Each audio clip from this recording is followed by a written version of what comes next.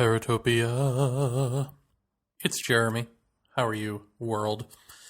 Tonight's episode is, well, I should say the conversation was so damn long that it's going to be 2 episodes. Yes! I believe it's the first time we've ever done a 2-parter. Is that right, Jeff? Oh, that's right. Jeff isn't here. See, Jeff was supposed to do a little intro where he says, hey, everybody, I'm going to be taking some time off, but I'll still be doing a live show. We were supposed to tape that one night, and then he emailed me saying, sorry, I fell asleep. We'll tape it tonight. And guess what happened tonight, folks? That's right. He fell asleep again. So let's just pretend it happened, and I'll wake him up next week, and he can come on and say whatever it is he wants to say. But in the meantime, I'm having some weird stuff. I know Jeff is having some weird stuff happen with him as well. But since he's not here to talk about it, I guess I'll just briefly tell you mine. And I'm tempted not to, only because I want to see if it goes somewhere first, and then I'll actually have a story, because right now it's like the Seinfeld thing of, not really about anything, and that's the problem. One of them, in fact, the most instructive thing that has happened in the past couple of weeks, I actually talk about with David Schwab, our guest this week, a.k.a. David Raven Moon. He is a listener of the show, long-time listener, first-time caller. Yes. And so I won't reiterate it here. You'll just have to hear it during the show, either this week or next week. I'm not actually sure where in our 3-hour discussion I made this revelation, but I think it probably is in next week's show. So, wah-wah. But I'll just tell you that that in the last few weeks, some strange things have been happening just in terms of my weird meditation energy or kundalini or whatever you want to call it seems to be activating, not moving around and things like that, but just weird things. I don't even know how to describe it. I guess one would be it felt as though there were an energy that moved down in through my head, into my body, down sort of into the center of my torso. I mean, it wasn't really my back necessarily or my front. It was just in my body.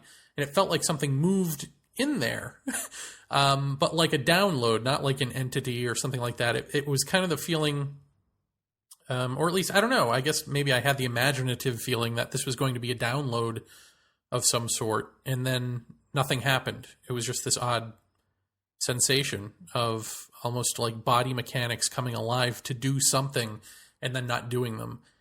This was at night while I was lying in bed before I'd gone to sleep, just had lay down.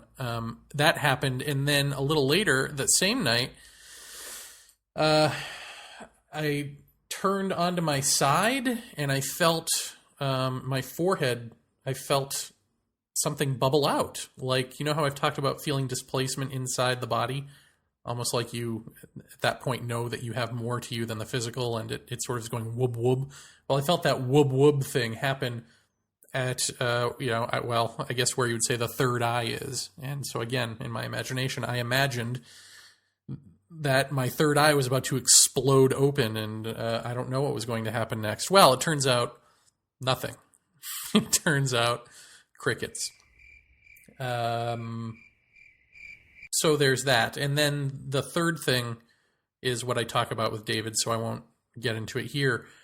But interestingly, I've been having very vivid dreams lately too, and that means nothing. But this one was kind of interesting in that I woke up inside my own body back in 1999, back in the East Village, and it was time travel. So it was a time travel dream, but instead of actually traveling back in time, I sort of came alive in my body back in 1999 in a parallel sort of time stream, I guess. And this is actually, this is a dream. It wasn't anything more. And it's actually a plot point in this work of fiction I've been trying to close the deal on for the last couple of months. So, of course, it's been on my mind, and so that's probably why it happened. But it was just spectacular in its detail. because the dream was, okay, so it's 1999.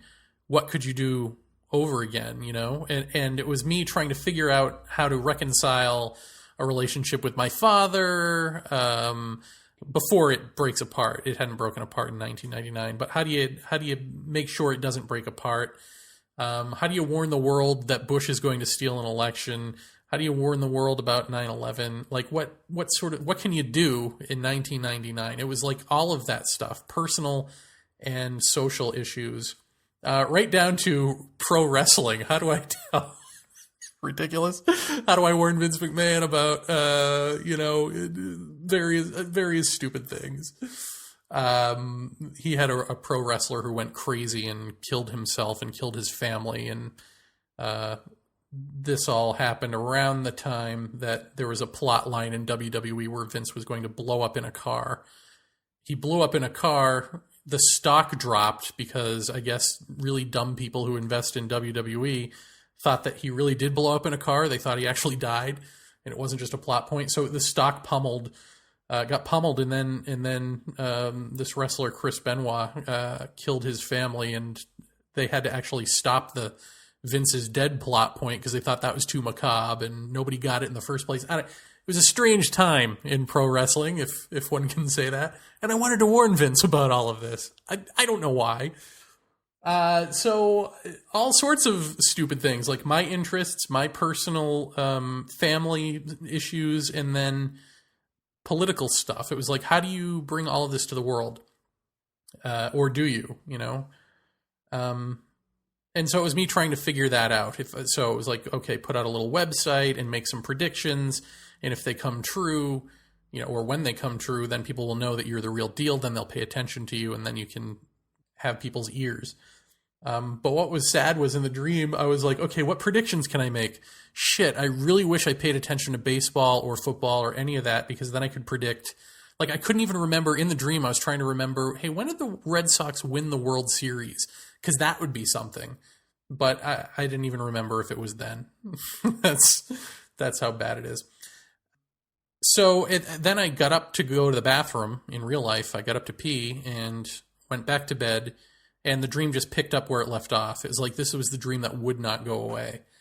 And it just stayed with me, running through all of these various scenarios and me interacting with people and trying to redo the past, I guess, or something, which is interesting for me because I've always thought of myself as someone who doesn't have regrets like that. Not that I don't regret things that I've done, but not to the extent that I would want to change anything, if only because I fear dying and then and then there being reincarnation based on past regrets. So I'm repressing my regrets so that I don't have to come back to this dump. Anyway, although if I did, I'd probably want to end up back in Hawaii. So history repeating itself. Anyway, that is my wacky Seinfeldian paranormal nothingness for you. I think Colin Reed will like that term of anyone. Well, today's episode is, as I said, with listener David Schwab, a.k.a. David Raven Moon, who was overly generous with his time, clearly, because this is in 2 parts.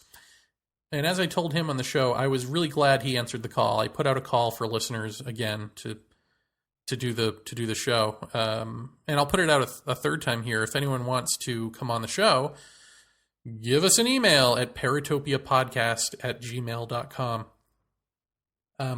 But I was hoping it would be him because I've known him through the message board, at least, for a number of years. And I remembered him telling me or writing to me some interesting things in his life. And he's written about them on the board a little bit. And so I knew there was a lot there and it would be interesting. And I had a feeling he'd be articulate.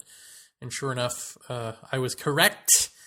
And so without further ado, actually with a little further ado, how about a couple of commercials? And then we will get to listener David Schwab, who, again, has given me a list. I'm loving these lists. Makes my life easier.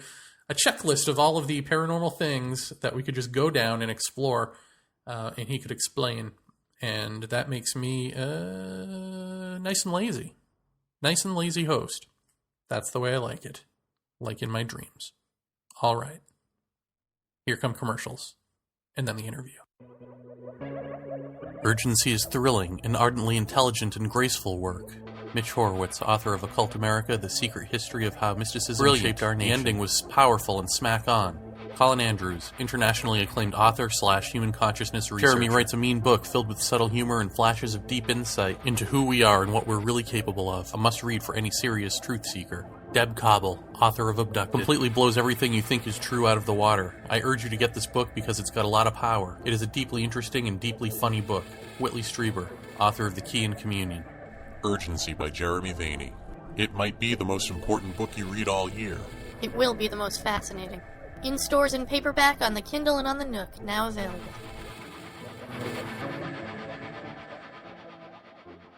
If you record audio for any purpose, chances are you want it to be heard. You want to attract the largest audience possible who can hear your message. That's where we come in. We're cyberears.com, a revolutionary internet service that will host your audio files and help you promote and track its popularity. Considering hosting a podcast to the world? We have all the automated tools to make the process as simple and easy as it can be. No technical mumbo-jumbo to work out. CyberEars.com does all the work for you. You record it, we take care of the rest. So don't delay. Go to CyberEars.com today and register for a free trial account. Upload your audio files and get heard. With CyberEars.com, it's your audio on your terms. Paratopia, without further ado, please welcome to the program, Mr. Wait a minute, am I going by your real name or David Raven Moon? Well, you can use either one, I don't care. I don't have nothing to hide. Wow, finally, David Schwab! Yes. Yes, better known as David Raven Moon on the message boards. David, thank you for doing Paratopia. Oh, thank you. It's my pleasure. Yeah, you've been listening for a long time. You've been listening since the Culture Contact days, right? Yes, well, the tail end of those and, the beginning of Paratopia, easily from the beginning, I think. Cool. Well, good to finally hear your voice. And I remember you writing to me way back when about a whole host of odd experiences that you'd had. And you didn't quite know, I think, how to make sense of them or what box to put them in. And I'm curious to see if you've figured that out, how that's changed. But first, let's get to what they are. Sure. What would you call yourself? Would you say you're an experiencer of high strangeness? Would you say you're an abductee? What do you call your experiences? I'm definitely not an abductee as far as I know. So I believe it would be high strangeness. And it wasn't until listening to your show and some others where I'm starting to say, well, wait a minute, there's these people who are having definite abductee type experiences, and they're there was a lot of correlations, oh, I recognize that kind of thing, and I recognize this kind of thing, but the actual, little gray guys in the examination room and all that, none of that ever happened, as far as I know. But I've had other weird things which all seem to fit into a similar pattern, which up until recently I just thought, well, these were just weird things. It has nothing to do with quote-unquote aliens, if that's even what it is. Until I had an experience. We'll get as we get into those. One that happened a few years back was the whole thing with the seeing this whole stream of images and even the whole disaster images and this whole it was real hard to describe. It was a whole lot of information running through my head real quickly. And then since then I've heard people saying that, and I said, well, okay, well that's a correlation right there. Which I didn't know what to make of it. But that was the first time I thought, hey, this seems to be very similar to the whole alien thing, even though I never thought of it that way. Well, that's interesting. And this has been going on your whole life, right? Sort of odd things. Yeah, my earliest odd memory, and I must have been about 4 or 5 years old, was my mother telling me I have to go take a nap, and it was in the daytime. And, kids don't want to take a nap in the daytime. So I went into the room, and my father used to work nights. So we had a 2-bedroom apartment in a house. My parents were much older than me. My father was 57 when I was born, and my mother was about 45 or something. So I have a brother who's 12 years older than me. So I had a little bed in their bedroom, And because my father worked nights, it had like one window and it had a room darkening like shade on it. So it was pretty dark in there in the daytime. So I'm laying there and I'm like, I can't sleep, and I'm looking at the ceiling, and when I'm in the dark, I see a lot of like static, kind of a Yeah, in my we talked vision. about that on the show. Exactly. And it's just swirling around. There's lots of random staticky things, and I'm just looking at the ceiling, and then the static starts to like form kind of a pattern, and it's kind of clumping together, and it's forming a shape, and I'm thinking, well, that's really weird. And then the shape kind of coalesced together and turned into what I called at the time, being a 5-year-old, a skeleton head. And it stopped over me and it was like looking down at me, and then it came down like really quickly, and I jumped out of bed screaming and ran into the living room and told my mother, who of course said, "Oh, you must have had a bad dream." And I was trying to insist, no, I wasn't sleeping. I was awake the whole time.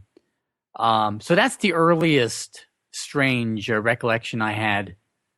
What did looking back on the skeleton head, of course, I'm sure there would be people out there who would go, "Well, that's a gray."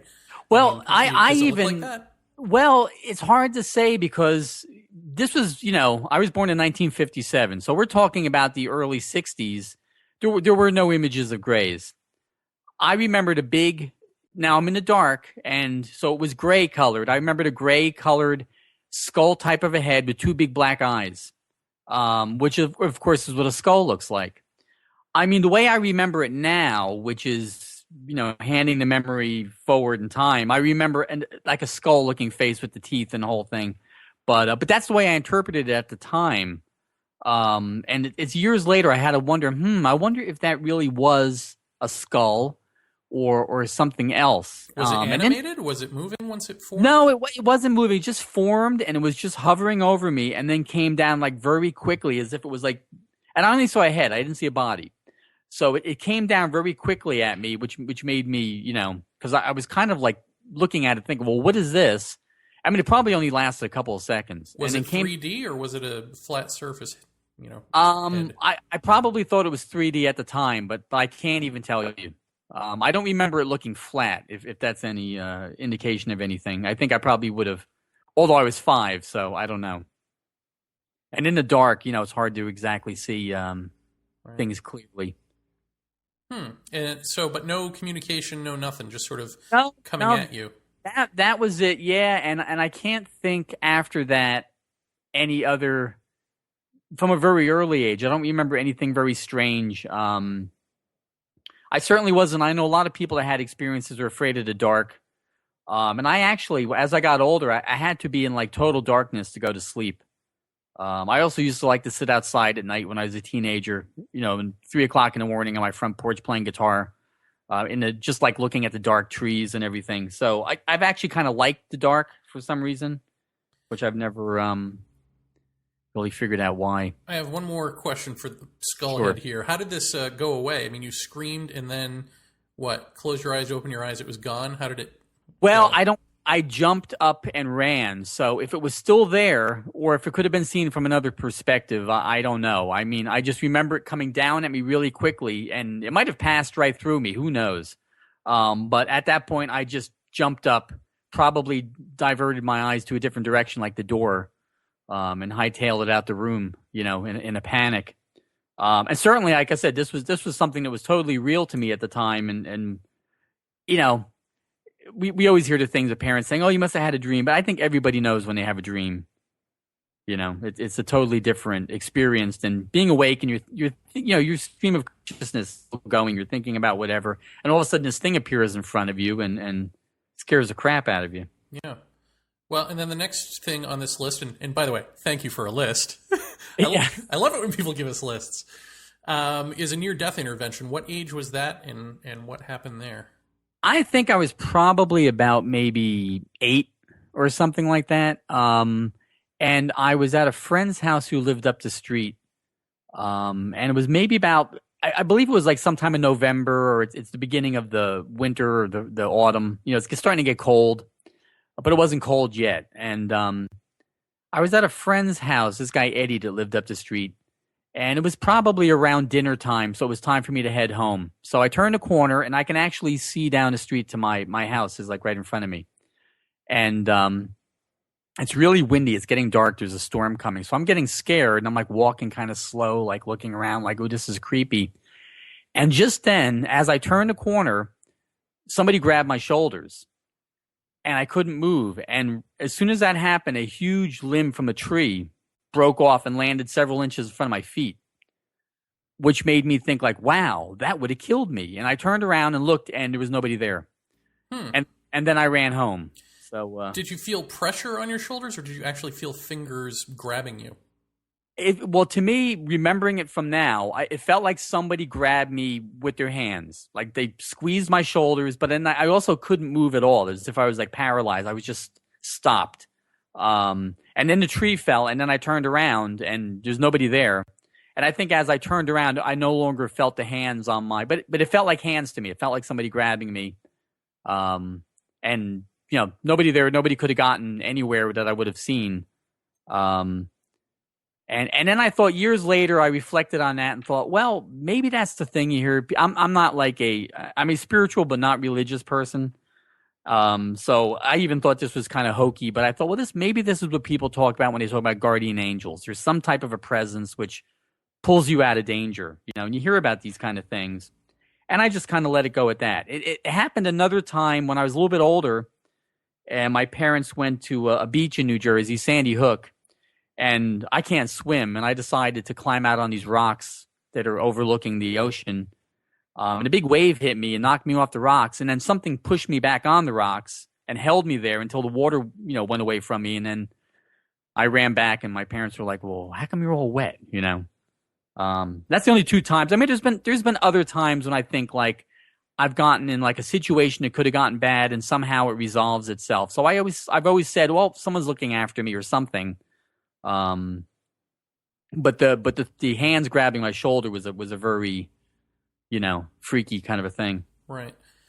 And then the next thing you have here is recurring dreams, swaying bridge, eye of needle, building, and people. Okay. The eye of needle one is the weirdest one. I was. When you say recurring dreams, when did they start and have they stopped? Well, some of them still occur every now and then or recur, but the eye of the needle one, I don't know how old I was. I was maybe about 6. I was probably in first grade or kindergarten, and my school was right up on the same street I lived on, like about a block and a half up. My father worked nights, so he was sleeping in the morning. My mother went off to work. She worked at a sequin factory, which is a very strange thing.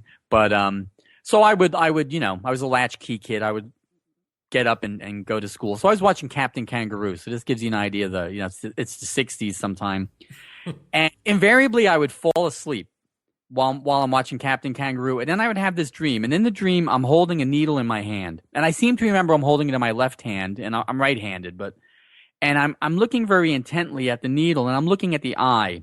And as I'm looking, it's as if I'm zooming in closer and closer and closer until the eye is rather large, like, maybe several feet wide in front of me. And inside the eye is a big waterfall that looks like Niagara Falls or something.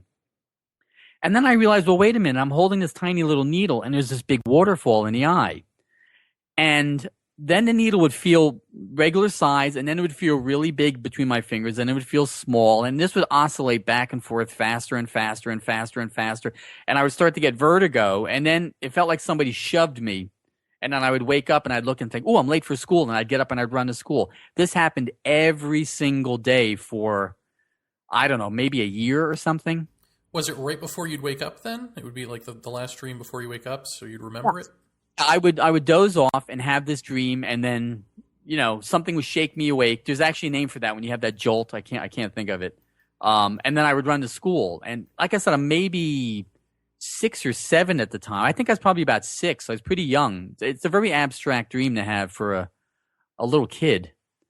And it's been one of those things I thought about my whole life. It's like, well, I still don't understand what it means. So when you heard Jeff Shroudman talk about basically quantum foam and that type of thing, and worlds within worlds within worlds, that must have resonated. Yes, it's a funny thing. I listen to the show and like I keep thinking of I have something to say about that, and then you do the live show and I can't remember any of it, But a lot of those things definitely resonated with me. That particular episode made me think of that with the needle and the waterfall and the needle. So are the other two dreams completely different, or are they all of a pattern? No, it's different. The bridge one was something that happened every now and then. It was a dream I had more than once, where I would be on this bridge and I'm driving a car, and I remember, and this is probably before I could drive, but I don't remember. Maybe it was after. And definitely when I was a teenager. And the bridge in the dream looked like the Golden Gate Bridge, sort of. And I'm driving on this bridge, and something's happening, and then everybody's stopping their cars, and the bridge is moving, and everybody's running and panicking. And it would be basically the exact same dream all the time. And I had this for a while. And what I think it may have ended was when the I think was that the Bay Bridge in California between Oakland and they had the earthquake that time, and it collapsed. Part of it collapsed. Huh. And I saw on TV a picture of it, and it said, there's the bridge right there. So So you're Mothman is what you're telling us. Kind of, yeah. And that dream after that earthquake. And the funny thing was a roommate I had for a while actually lived in California at the time and took that bridge to go home. It wasn't my roommate at the time. So there's a funny connection right there. Yeah. And then it went away. It went away after that. After that, yeah, which made me think when I saw a picture of it, I said, well, that looks like the bridge, because I've never seen a picture of the Bay Bridge. And I said the closest thing I had in my mind was it looked like the Golden Gate Bridge, but not quite as big.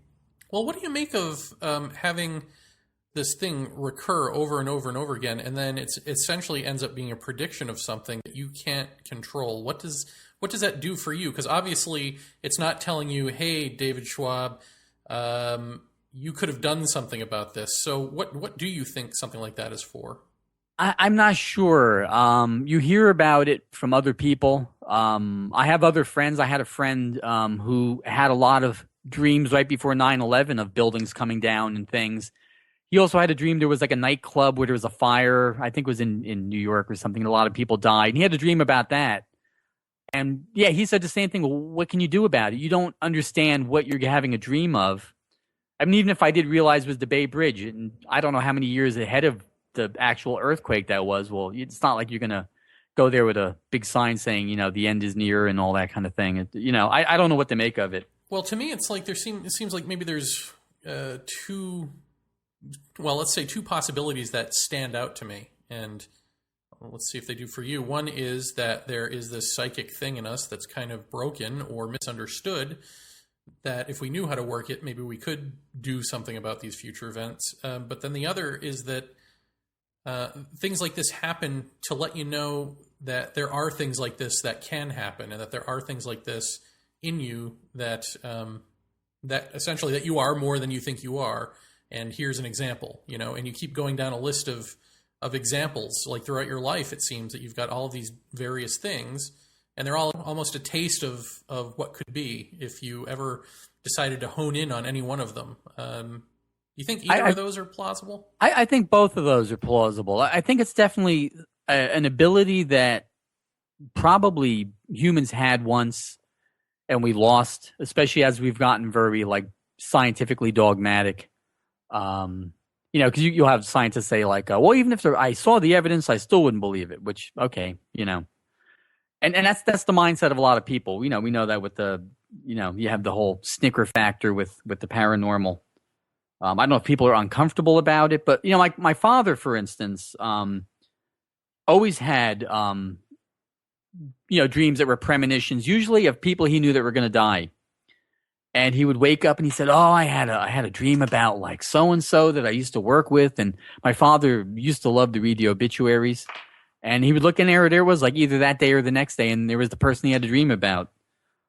He told me he had a dream when he was younger where and he was his mother was from Ireland, so he even had some stories about the banshee. He remembers hearing when he was a kid.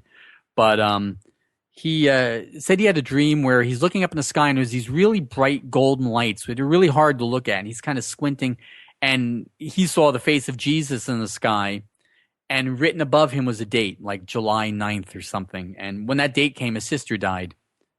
So we heard these stories. Me and my brother heard these stories like our whole life growing up with his various dreams.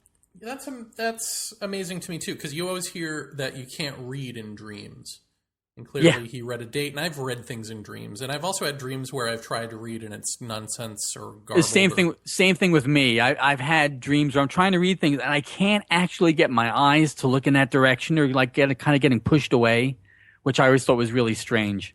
Yeah, but then I've had dreams where I can read, where it jumps out at me glaring. Oh yeah, me too. Weird. Yeah. And then lastly, in recurring dreams here, you have building and people. What is that? This is a very strange one, and this is something I have periodically, and it's not always the same, but I get the same feeling. And I'm in some type of a large building. It's usually like these high glass windows, like a lot of very big open space, very modern looking. It's very bright, like the sun's shining outside, and there's lots of people there. And I get the feeling it's some type of a school or a place for people to go.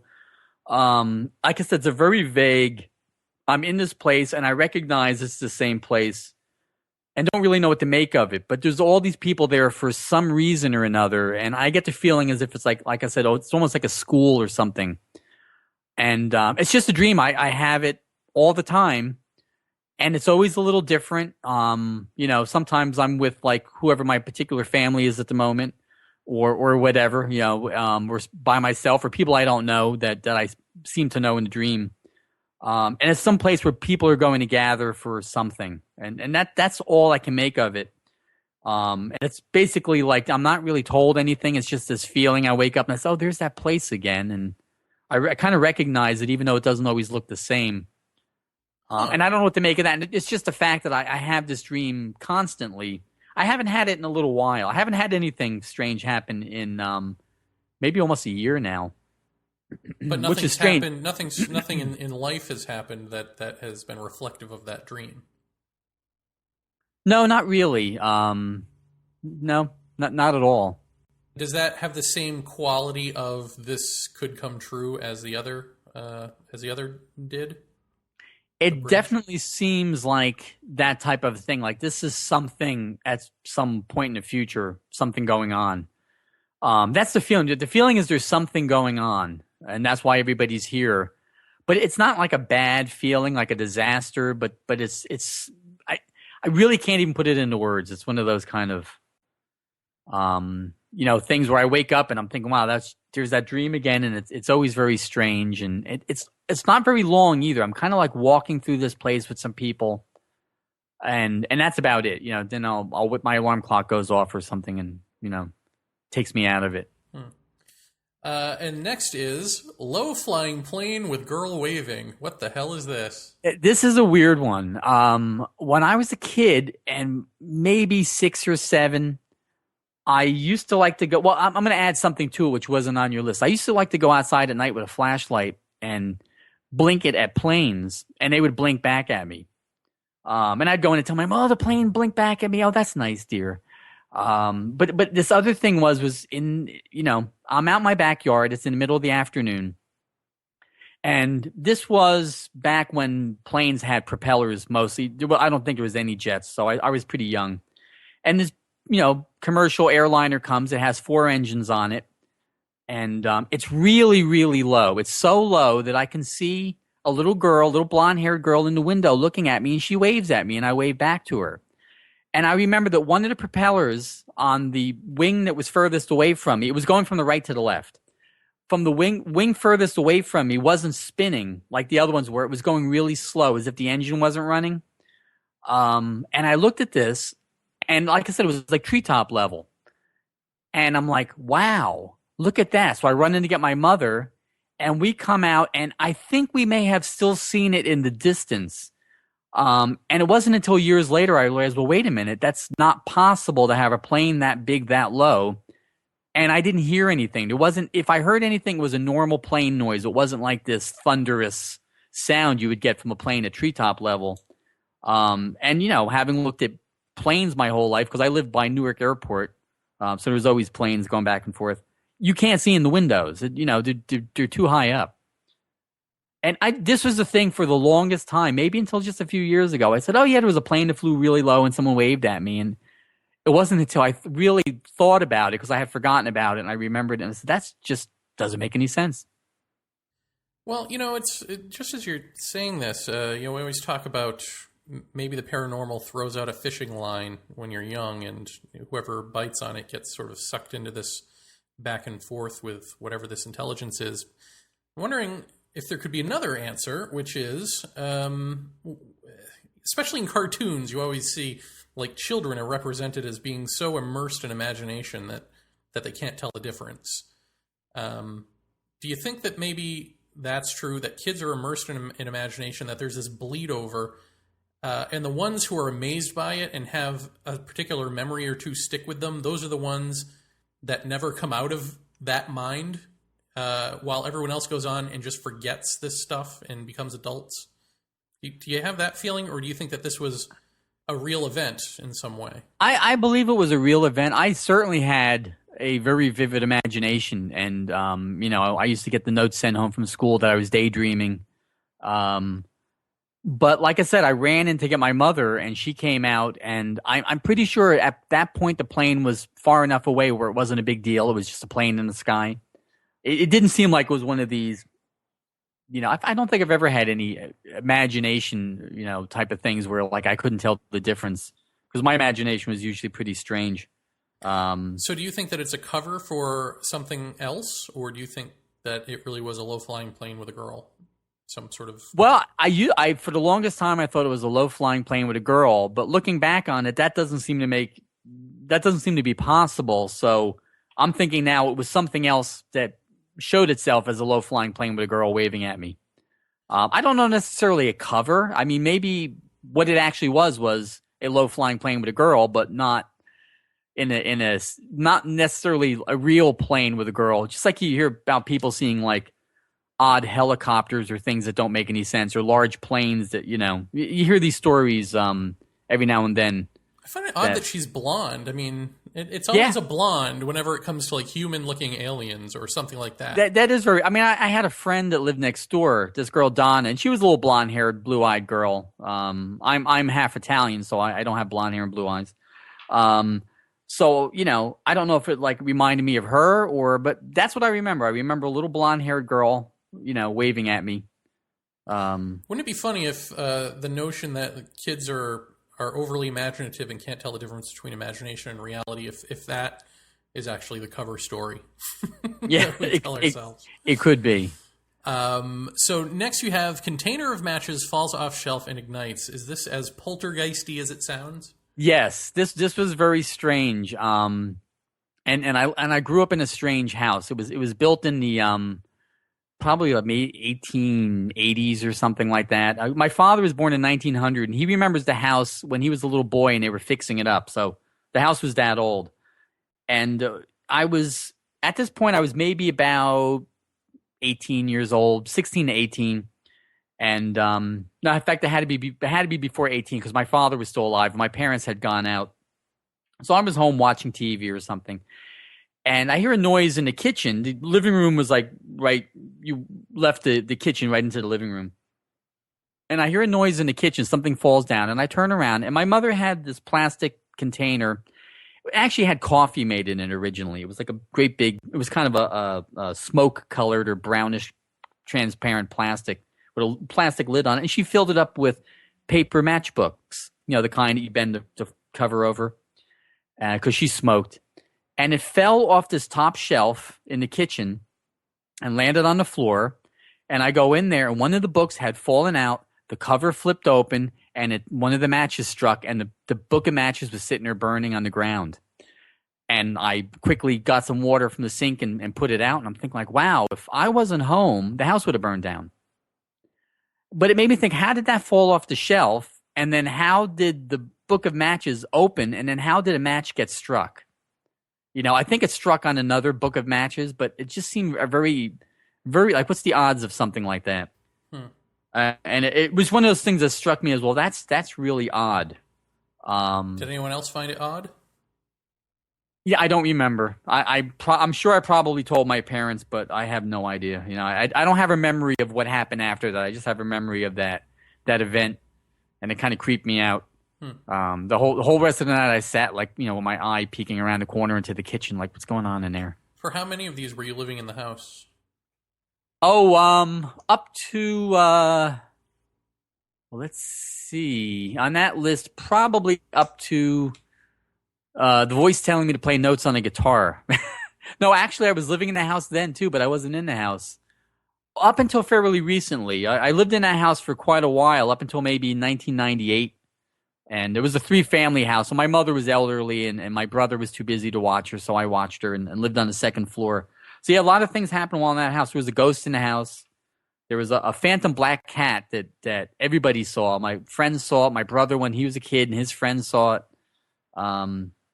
It's funny you have the next. That's the first thing that starts off a list of 5 that involve either animals or at least hairy creatures of some sort. Yeah, well, the black cat becomes a theme.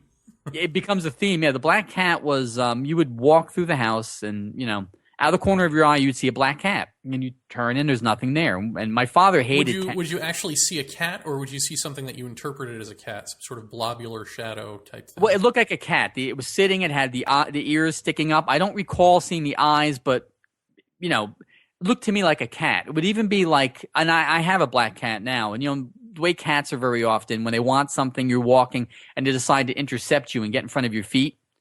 And that would happen. I would be walking through the house, and all of a sudden there's a cat by my feet, and I'm just about to trip, and I look down and it's not there. But I definitely saw it while I was starting to trip.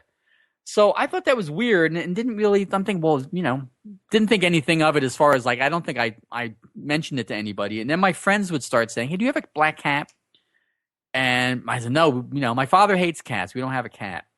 And then I think I mentioned it to my mom, and she's like, oh, yeah, I've seen that too. She was a very open-minded person. I even found, like, when I was a kid, I used to like to look through her dresser because she would have all kinds of odd things. And there was an old Fate magazine in there, so which she kind of kept hidden. So it's like it's supernatural porn. I think I mentioned it to my mother. She's like, "Oh yeah, no, you don't want to read that. That's she was kind of, it was taboo,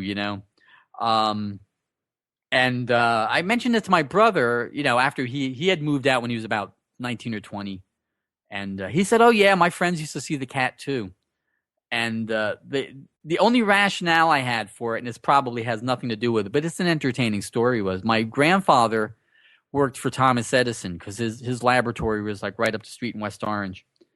And the story goes that, back then there was a whole lot of fields and things, and his daughter brought him his lunch, and she came walking for I don't know how many miles they lived in a valley in Orange. And he sets his lunch down on the table or something. He worked in the boiler room. And he turns around, Thomas Edison had a little black cat. And he turns around, the cat's eating his lunch. And he gets mad, and he picks the cat up and throws it in the boiler. So, it would have been my aunt, who I never met because she passed away when she was young. She was horrified. And as my father tells the story, old man Edison comes in and says, hey, has anybody seen my cat? And my aunt says, Daddy threw it in the fire, and of course he got fired at that point. And I said, gee, I wonder if that was the cat. Probably not, but it's an entertaining story to add to the whole thing. Yeah, I'm going to believe that it is. Yes, that's where I'm going to go.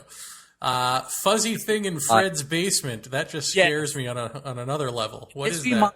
This reminds. It's a shame that Jeff's not here. This reminds me of his shoebox thing. This was a friend of mine who I'm still in touch with on Facebook. I've known for years, and in his basement we had a little like walled off area, like with I think like curtains and maybe some cardboard or something. We had a couch down there and stuff, and we both played. That's when I first started playing an instrument. I played guitar originally, but I started playing bass. He played guitar, so we had a little band, and we would like listen to music and play music and stuff. Could it be a fuzz bass? Yes. Okay. So there was kind of this corridor that went to it was basically the length of the basement that went to the back of the basement. And so one side is his little room, and these curtains or whatever go right down to the ground. And on the other side, and I think there was probably pieces of wood that were nailed up because it was somebody's little storage space. It was a multifamily house. And on the other side was just a wall. And there may have been some, like steamer trunks or something on the other side. And we're sitting in there talking to each other. And then suddenly this thing scampers by about the size of a shoebox, and it's black and white and shaggy fur.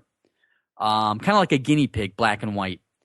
And it's just, we don't see any head. We don't see any feet. We don't see eyes. We just see this shoebox size furry blob just kind of come out of the wall, go across between us, or I think it actually went in between the two of us. We were facing each other, and just disappear into the other wall. And we kind of looked at each other like, oh shit. We ran up and locked the door of the basement. And when we got the courage up, we came back. That was like a Scooby-Doo moment. We came back down and nothing there. Another one of those things, like, I don't even know what to make of that. Did you guys talk about it afterwards? Yeah, I'm sure we did. I keep meaning to bring it up to him now and see if he has any recollection of it, but I haven't. But I think I need to do that this week. Huh? And that was the only time you've seen something like that down there? Yeah, I think so. Were you playing anything at that moment? No, we were, like I said, this was in his house. No, I don't know what we were doing. We were talking, and for some reason we were outside of the little room. And then as you went to the left more were the stairs that went upstairs. And when we were facing each other talking about something, that detail I don't remember. I just remember the weird part with the little critter. So you don't remember if what you're talking about was like a deep conversation about something or just a normal conversation? Probably just bullshit, just teenager bullshit. Who knows? I don't think it was anything important. Weird. Well, next we have Small Hairy Dwarfs / UFO Landing. Now this is probably the weirdest story, and this is one of those ones, like, I told my wife about this, and she's like, "Are you making this up? Did this really happen?" No, this really happened. When I believe this was it was between junior high school and high school, so it was in the end of the winter. So I don't think I was in high school yet, but I remember it was the end of the winter. And the snow was just starting to melt. So it's probably like, I guess, February or something, early March. There's still some snow on the ground in patches. And it was me, and I had a couple of close friends, guy named Jerry, who I'm still in touch with, and he remembers the incident. We talked about this in person a couple of years ago. And another friend named John, who I've lost track with. And then several of John's friends, maybe 4 or 5 guys. And I knew 2 of them as acquaintances, and there was at least 1 or 2 people I didn't really even know. And it was in the evening. It might have been 9 or 10 o'clock, and we were hanging out on my front steps just talking. And it was an overcast night, and I start seeing this funny light darting back and forth in the clouds. So I say to everybody, "Hey, look at that!" And it kind of was like a brownish spindle-shaped thing with a light on either end. This is the way I remember it. And it was kind of going in the clouds where you can just barely see it, going back and forth kind of erratically. And we're all like, wow, it must be a flying saucer, which is what they called them back then. And we watched this for a while. And then for some reason, now this is kind of hard it's sketchy to understand why we believe this, because there was buildings in the way. We believe that it went over towards some train tracks. That it was the Erie-Lackawanna Railroad, a freight train line, and landed back in that direction on the tracks. Now, I don't know why we thought this, because you couldn't see that from where we were, but we all believe this. And then we went in my backyard and we got a bunch of sticks, and I had an aluminum tent pole, and we were like the angry mob. So we marched down the street and turned the corner, and there's a brook that runs through the area that's called Second River, and the train tracks ran right along that. And on the left side of the brook were the backs of people's houses, and on the right side of the train tracks were the backs of some buildings. So there was like a big factory building. In fact, I'm going to get into what one of them was, because I realized later it may have been a significant reason why it happened there. There was the factory where my mother worked to make sequins, and it was just like a brushy area with the train tracks and no street lights. So as it went back that way, it got really dark. So we're standing there, and we all agreed that we saw something back maybe 50 feet or 100 feet back into the darker area that looked like about a 25-foot saucer-shaped thing sitting there. We couldn't tell if it was on the ground or not. And it was very dark. So we're all like, well, what are we going to do? I said, well, let's go and get closer and take a look. And everybody's like, no, I don't want to do that. But I said, no, let's go take a look. So we start kind of slowly creeping up in this area. And we start noticing on the ground are these funny little footprints that kind of look like hoof prints, but they're just like two parentheses, like a left one and a right one. And they're about maybe 3 inches long and about 2 inches wide. And they're kind of staggered like the way people would walk. Is the ground powdery or is it moist? Just mud, actually. Mud. Okay. There was snow here and there. They were in the snow, but there was also mud, and we could see them in the mud. And we're looking at that thing, well, that's really weird. And just then I hear, down in the brook, I hear this splash or a cracking noise, and there was still some ice down there. The middle of the brook was flowing water, so it didn't freeze, but you would have ice on either side. And it was me and my friend John standing next to me, and we looked down, and there's these two things about maybe 3 or 4 feet tall. They looked totally black. We could tell they were hairy.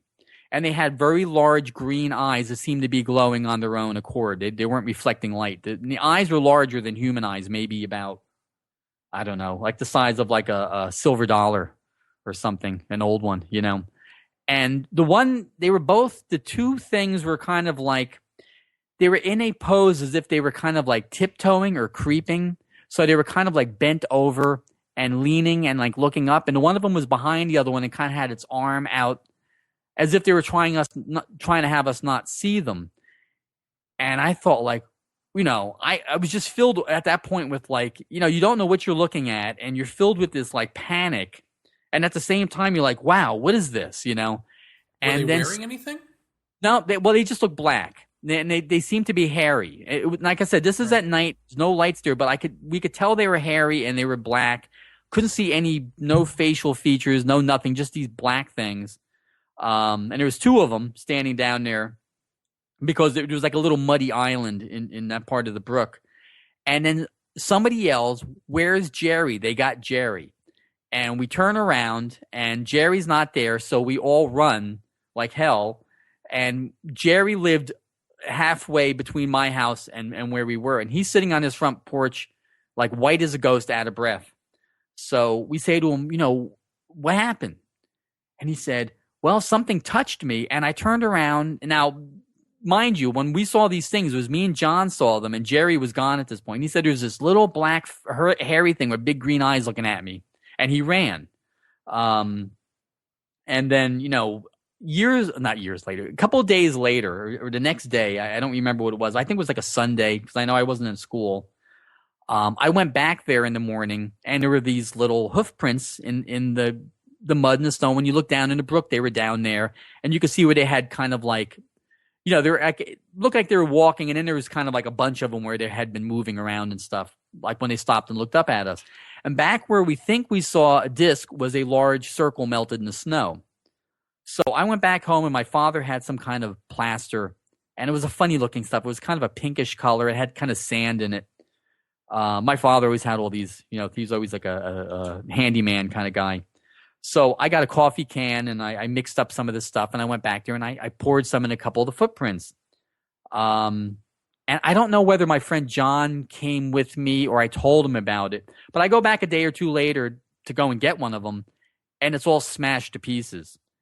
And I think that's when I was with my friend John. He goes, oh, he goes, there's these kids that walk on the train tracks with sticks breaking plaster in the snow, which I think, I figured he did it. And I was like, okay, whatever you say. And why he would do that, I have no idea. But interesting thing is, years later, when I was in high school, I was actually cutting school at the library. And I used to like to go into the paranormal section and read like, Charles Fort books and things. And I found this book where they're talking about the Devil of Devonshire in England. And I look in the book, and here's these exact same hoof prints. And that happened in like, I don't know, the 1800s, pretty early on, where people just saw these footprints all over the place, and they went up to people's doors, and they went over roofs, and they went across like streams. And but interestingly, there was the exact same hoof prints I saw. Well, I think now that we're a little bit more mature, we know that this is actually a case of the Pukwudgie. Yeah, exactly. Do you remember I don't know, hearing anything, or even when it was landed, seeing an opened door or a ladder or anything like that? Just a dark silhouette of your atypical disc shaped thing. Like I said, it was so far back in the kind of wooded area. There's like a lot of shrubs growing on either side of the tracks. We had a hard time telling if that's what we were seeing, but we all agreed we saw something. We also couldn't tell if it was sitting on the ground or if it was over the ground. And the fact that there was a big melted circle, I wish we had digital cameras back then, or if I had a camera at all. But was there a difference in the feeling in the air? I don't remember that. I mean, the whole thing was very strange. The fact, like I said, that we weren't sure how we knew something went over there, but we all knew this. It was almost like a dreamlike state. There was definitely an altered state of consciousness going on. We all just said, okay, the thing landed over there. Let's go see it. And got up and picked up sticks and things and went off that way. I hear people talking about this like hyper reality. It was definitely a lot of that going on. It was a very strange. It was very surreal is a good way of putting it. Well, do you remember just the normal things that would be in the background or on the ground or comprising the environment? Did they all look normal? Yeah, at the time they did, sure. I mean, it's I used to play on the train tracks when I was younger. So it was all, the place that we knew. It was just a very strange thing going on. It seemed to detach you from the rest of the world, but everything was still there, Why do you think it happened? What do you think the significance is? Well, I'm not sure, but an interesting coincidence, or maybe not, is if you look up the term radium girls, you read about these women that used to paint radium on watch dials and clock dials, and they would stick the brushes in their mouth and they would paint some more, and then they started getting cancer because nobody knew radium was radioactive. That happened right there. The building that was on the corner was the National Radium Corporation, or whatever they were called, company, which was in West Orange. And if you go to that area now, it's a Superfund site, and they tore down all the there was a few buildings, and there was a house, a couple of houses, and they took all that down. It's just a big grassy field. They dug all the dirt up. They replaced it with other dirt, because what had happened was the National Radium Company had buried their ore in the ground there. And even where my mother used to work, under the floor in that building before the cement was poured down, was radium ore. And supposedly there was a big pile of it in the back. There was like a big kind of a wooden thing, which later a company that made that sold coal, coal for heating, used to put coal in there. And supposedly there was a lot of dirt in there that was radioactive, and a lot of construction people stole that dirt and used it for landfill in like West Orange, and I think parts of Montclair, which since then all those areas had to be dug up and had all the dirt replaced and everything. So that's an interesting, Well, when you think about the glowing green eyes, even back then, did that smack you of radiation? Not at the time. And I wasn't aware of what that building was, but it just seemed like a very strange. I remember thinking like, well, their eyes are glowing, but it wasn't glowing like an animal's, if a light hits like a cat or something. It was a different type of it was just a very solid, like when a light comes off an animal, it's like it's refracted, so it changed. This was just there was a frosted thing that was lit up, kind of that kind of look. And if you're going to say that there was sort of the not high strangeness, but the feeling in the atmosphere, the hyper reality feeling. Do you remember when that came on? Did that come as soon as you saw the UFO? Did it come on when you entered the woods? It was probably when we saw the UFO, and then when we paid attention to it. And like I said, when we started paying attention to it, and it could have been anything, but it was a very odd. Looking back on it, it's very hard to. The rest of the stuff I see pretty clearly this many years later. It's probably like 40 years ago or something at least. But the stuff with the light darting through the sky is really sketchy in my memory, which is kind of an odd thing. And I don't remember why we all decided that it landed or we saw it going down. Because I realized, like, standing in that spot now, we couldn't possibly see because there's a big public service power plant there, and we couldn't possibly see over that building to see it going in that direction. But that's what we all believed, that it was going. So you originally saw a light in the sky. How big was the light? Probably, maybe if I held like a ruler up at arm's length, maybe like an inch. And it was kind of a skinny spindle shape, like, pointing at either end, and it seemed to have a light on either end, and maybe one in the middle. And it was kind of a brownish color, and the lights weren't terribly bright. And they were actually, sometimes you see a plane inside the clouds, and you can see the headlights through the clouds. Mm-hmm. So it was kind of like that. It was in the clouds. The sky was kind of overcast. And, it was that type of thing where you could just barely see it. And I think while we're talking, it caught my eye, and I was like, because I'm sitting on the steps looking in that direction. I'm like, what is that? And I probably pointed it out to my friends, and we all started looking at it, thinking, well, what is that thing? And then we all decided it was a flying saucer, and then it was landing. And where that idea came from, I have no idea. Well, if it was that high up in the clouds, when it was landing, wouldn't it have become bigger? Exactly. And it didn't. It didn't, but we seemed to get the idea that it went that way and was going down. Doesn't make any sense now, but at the time, it got us to get up and go over in that direction and come upon these little hairy dwarfs, which interestingly you hear about in like South America a lot. But you don't hear about them here. Well, mark the time on this one, folks, because I think we just found another clue. Dun, dun, dun. And the next one is a big black dog. The big black dog. Okay. I had a girlfriend at the time named Debbie, and she had an interesting story when she said that.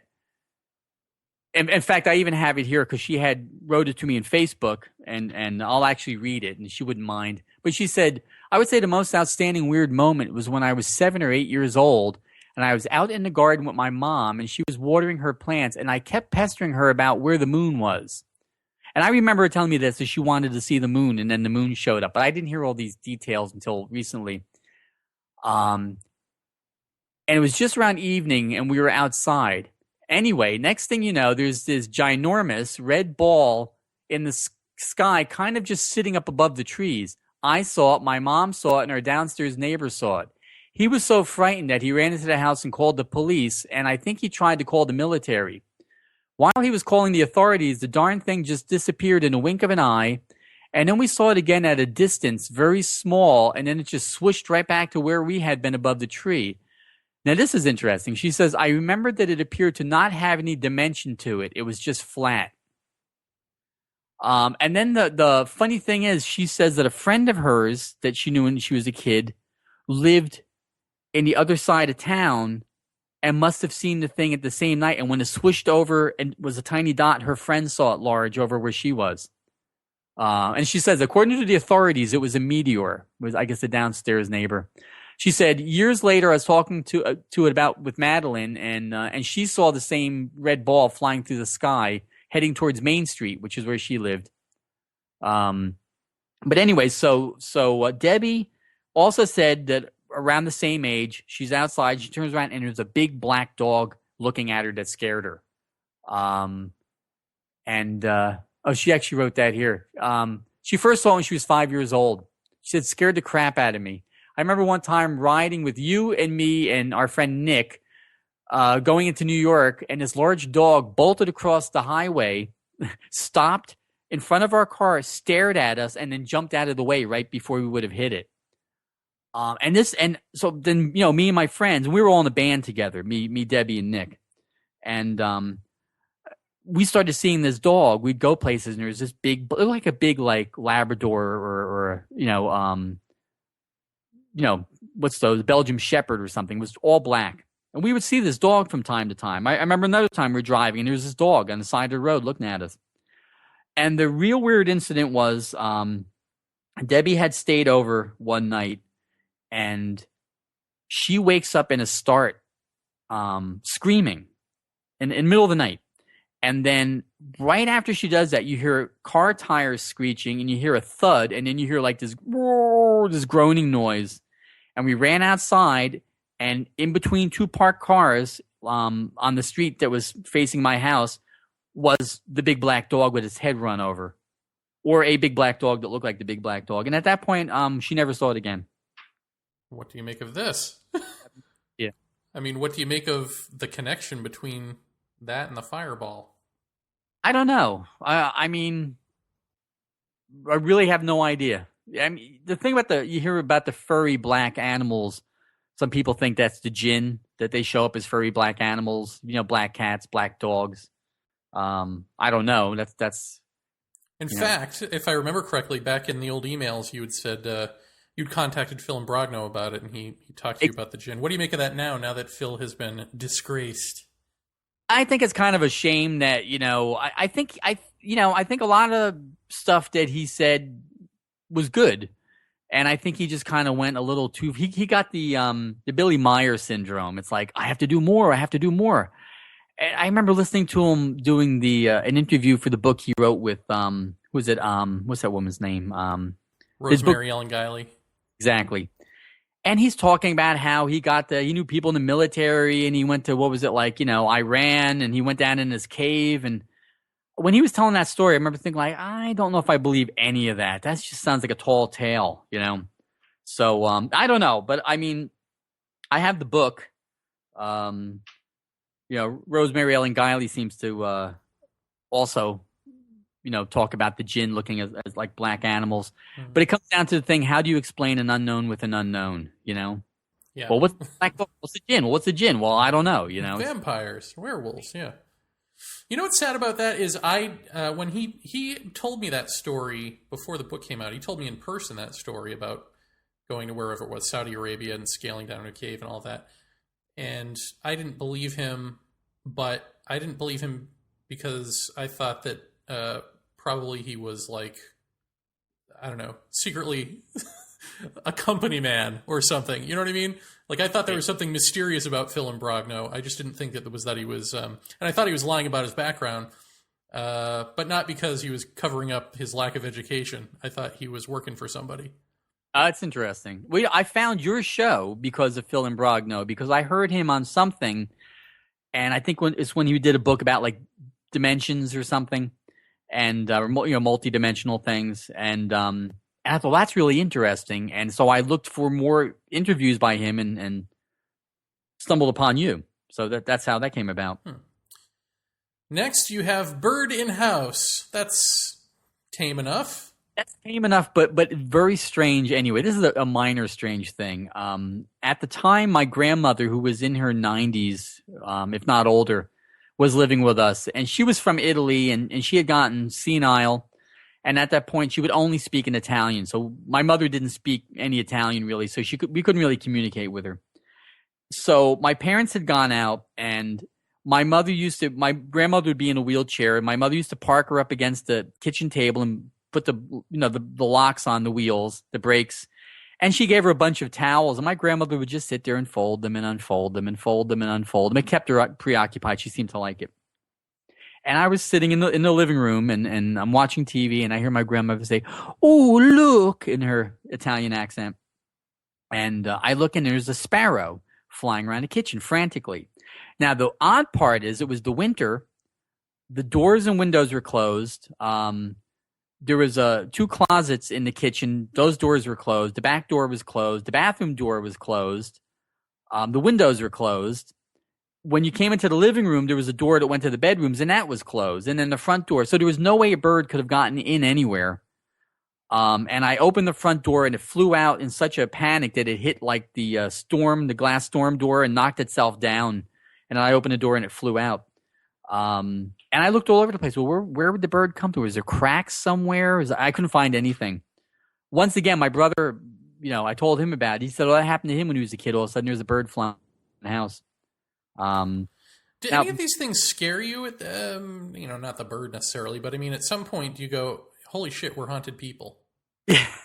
No, I think I just thought the world is a strange place. I think by that point I was reading books, some of the early like flying saucer books. And like I said, I discovered the Book of the Damned by Charles Fort. And I said, well, there's a lot of unexplained things that go on. I mean, I think anybody you meet on the street, if you say, what's the weirdest thing that ever happened to you?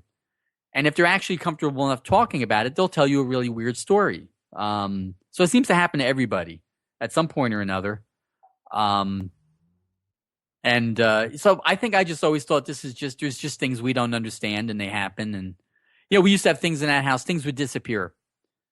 And then they would show up again later, like, and they were obvious things. They weren't like little tiny, like you lost a key. It would be like, I had like a part, there was a cover that went on the bridge on one of my bases. Big chrome thing disappears.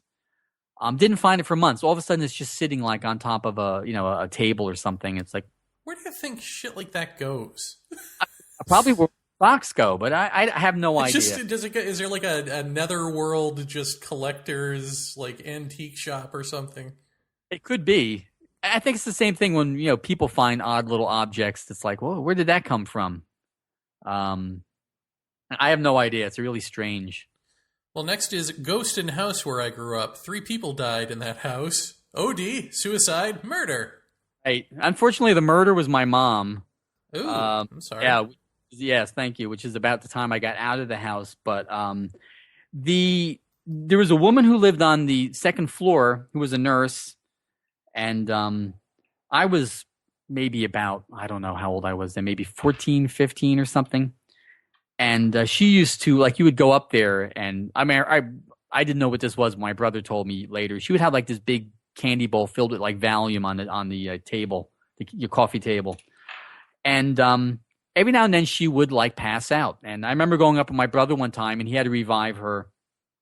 And so we hear her fall down about 11 o'clock in the morning one day, thump. And I remember my brother was over, but we hear someone walking around. So he said, "Oh, there's a guy. She has a male friend up there, so we won't worry about it." About like 4 o'clock in the afternoon, he comes down. He goes, "Oh, Lena fell down. I can't wake her up." And my brother goes up, and she's blue. I remember seeing her when they carried her out. Maybe I was even younger than that. I don't know how old I was. It was shocking. I never saw a dead person before. So shortly after that, no, actually, I was a teenager. Yeah, because me and my mom. No, this was a woman who lived on the second floor. It was a 3-family house. Oh, okay. My mom was much, much later. Okay. And this is like back in the 70s. So me and my friends now, it's the same friends, Jerry, who was with me with the little dwarfs, and it was Fred with the furry thing. We're all down in my basement, and we might have been smoking weed, who knows. But we were, we had this little room down there, and we would have like a black light and listen to music, and it was the 70s, and we would see a shape of a person go by. I'm like, well, that's kind of weird, it was like a silhouette because you're basically in the dark, and that would happen every now and then. So one day, and we have all the lights on, and me and some of my friends are sitting down there, and the way my basement was, it was like long and narrow, and my father had a workroom that he built, which was like an enclosed thing with walls, so you couldn't see the back of the basement, but there was a light back there, so you could see the light shining on a wall. The opposite wall.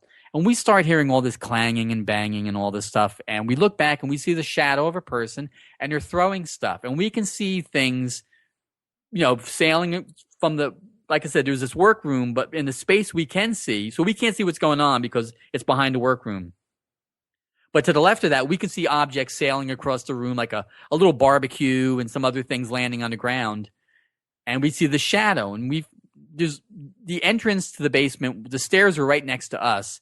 And then there's a back door that had a big deadbolt piece of wood. So it was locked from the inside. So we were like, okay, we don't know what's going on. And we all freaked out, and we ran up the stairs, and we had a padlock in the basement. So we locked the door. So we waited a while, and we didn't hear anything. And I must have been brave when I was younger, because I was always, okay, I want to go see what's going on. So I unlocked the door and go down there, and there's nothing back. And we go back, and there was a steamer trunk that belonged to the woman who died, and my family had put stuff on top of it, like a little barbecue and things, and someone had pushed it all off onto the floor. And we kept seeing this shape of a person go by every now and then until her ex-husband came and took her stuff away, and then that ended. So I assume that was had something to do with her. Is your mom something that we can talk about?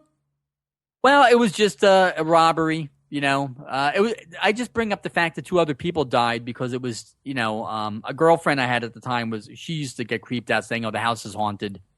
And I don't know why she said that, but that was a feeling she always got. She said, "Never go back and act again." But the man on the second floor, I lived on the second floor. He was on the third floor. The man on the third floor killed himself, by bashing his own head, and he was a weightlifter, so he did that with weights somehow.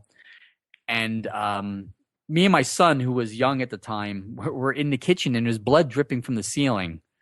It was one of those surreal moments. I'm like, what's that? And I bend over and I put my finger in it, and so that looks like blood. And I called the police and I said, there's blood dripping from the ceiling. And they're like, what?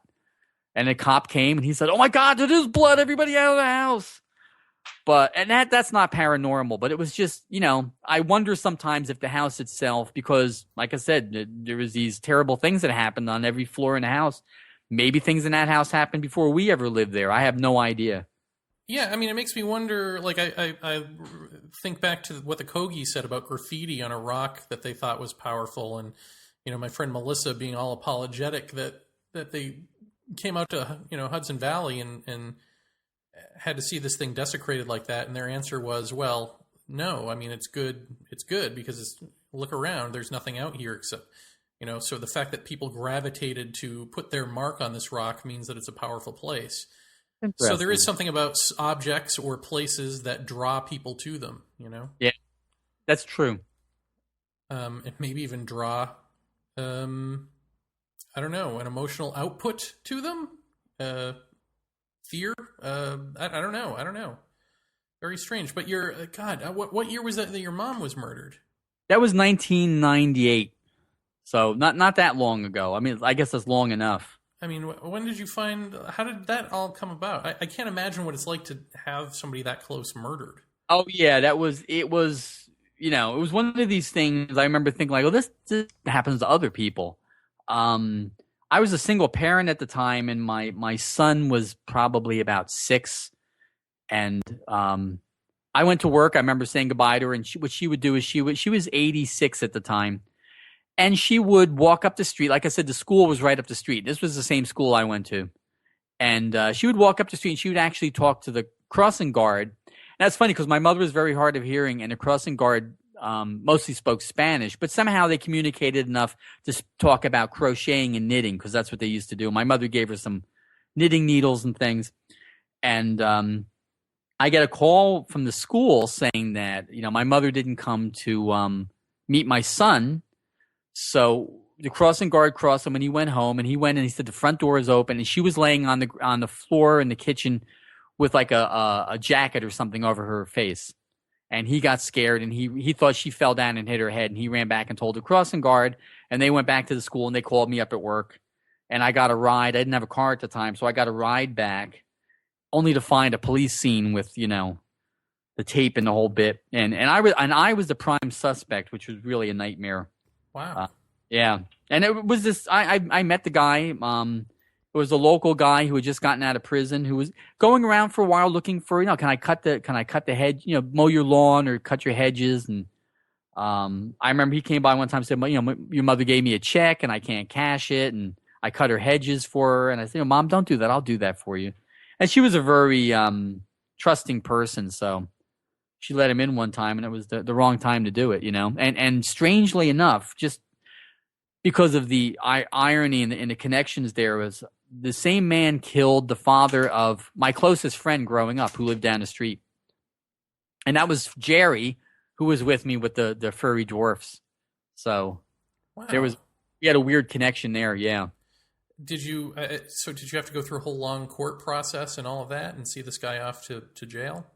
Yeah, well, they, like I said, they thought, well, I must have done it because they always blame a family member. And then there was another murder, and then they said, okay, then we definitely have a serial killer. And then they started to the story gets even weirder. And like, I had built a base for my friend Jerry, and that got stolen. And then that ended up in like South Jersey, and had something to do with a cousin of another friend of mine. And my friend even seems to think that his cousin may have had something to do with it, but my brother had just like a premonition or a feeling that he had a dream, or I forget the exact details, but that there were 2 people involved. But they ended up catching the guy. He lived right around the corner, and like I said, he had recently been released from prison, and then I guess they put 2 and 2 together. There was all these robberies going on, and and he's in prison now. I actually couldn't get myself to go to the whole trial thing. It was too much at the time. Yeah. Well, is your neighborhood a tough neighborhood or That- no? Yeah, that's Orange, New Jersey. That's a pretty rough neighborhood now. I mean, it was nice when I was a kid, and it's maybe gotten a little better, but at that particular time, you would always hear there was a body found around the corner. We would hear gunshots, so I hightailed it out of that area after that. So in a way, you got to sort of pray that the paranormal does take over, and Exactly. it might actually make for a better neighborhood. Yeah, it might drive all the crazies out. My God, giant shadow person breaks chain on gate. Same house. I used to like to sit outside at night. Get out! Exactly. And I'm sitting out there in the dark, and I used to like it. I used to sit in it, it's quiet. I like sitting in the dark and the quiet. And I was just sitting there, and then I'm realizing I'm kind of seeing a slightly darker. It's as if there was a person that you could see through, but they made everything slightly darker. And I see this figure, but it's as tall as, like, there's this public service building that's probably like 3 or 4 stories tall, and it's like that tall, and it's coming up the street. And I'm kind of like, well, am I really seeing this? This is very strange. And I'm watching it, and this thing's coming up the street, and it's just an outline of a person, like a silhouette. So I don't know if I was questioning my sanity, but I wasn't sure if I'm seeing this because it was hard to see.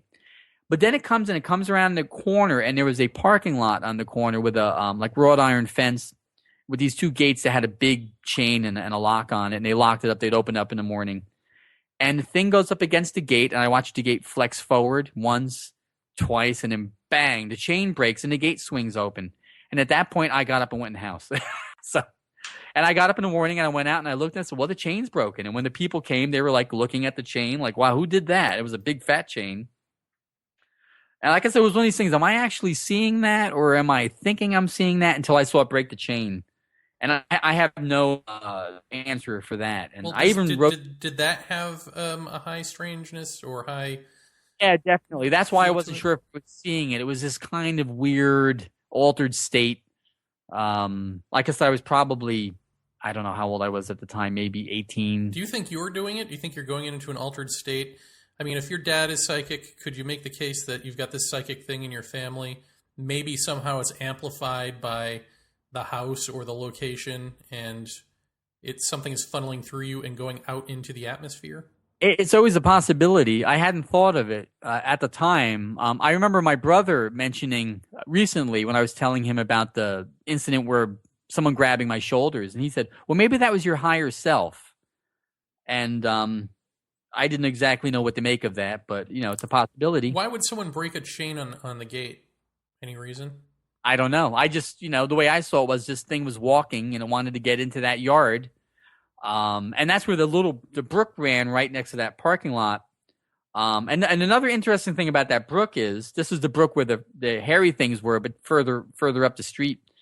I also used to have a recurring dream about the brook where there would be like, I would wake up and, like my parents and everybody, we'd all go outside and there was like spotlights and things shining in there and everybody's looking down in the brook and there's something going on, but then I would never find out exactly what it was. But they would see something down there. But then the funny thing was I do remember one time there were people shining flashlights in there and he said, look, there's eyes. And in one of the little like drainage holes, you could see these 2, it was a raccoon, but I said that was kind of like the comedic version of the kind of scary dream I used to have with all the people with the commotion going on in the brook. Now, now this is good. Going back to the hairy dwarfs. Now, years later, and I didn't really tell that story to anybody because it was, just a little too weird. And I thought at the time was, wow, I saw a flying saucer and I saw some kind of aliens because this was the kind of things I read about. And years later, I'm walking with this girl that I knew.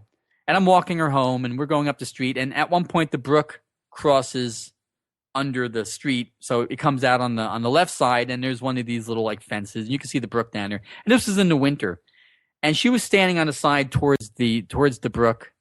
And as we're walking, you hear ice cracking, and she looks down and she screams and runs as fast as she can up to like the next corner. And I look down and I see some broken ice, and I ran off after her, and she's freaking out, panicking, crying, hysterical. And I calm her down and I said, what happened? She goes, well, I heard a noise and I looked down there and there was this little black thing with big eyes looking at me. And I said, well, what did it look like? She said, it looked like a monkey. It was like standing up. She goes, but it was like, bigger than a monkey. Now, I never told her that story. And then I think I probably told her at that point. Now you go another couple of years or maybe a year or two forward, and Debbie, the girl who saw the big black dog and stuff, at that point lived around the corner from me. And I get this phone call at like, 7 o'clock in the morning on a Saturday, woke me up.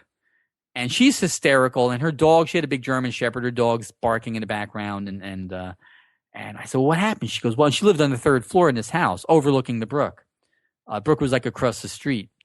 And she said, well, my dog's barking out the window and I'm telling him to shush. And he's really like, growling and wagging his, his tail and barking. And so she looks out and she goes, and there's these garages back there. And she sees the thing that she said it looked like an orangutan, only it was black and it had a big stomach like it was pregnant.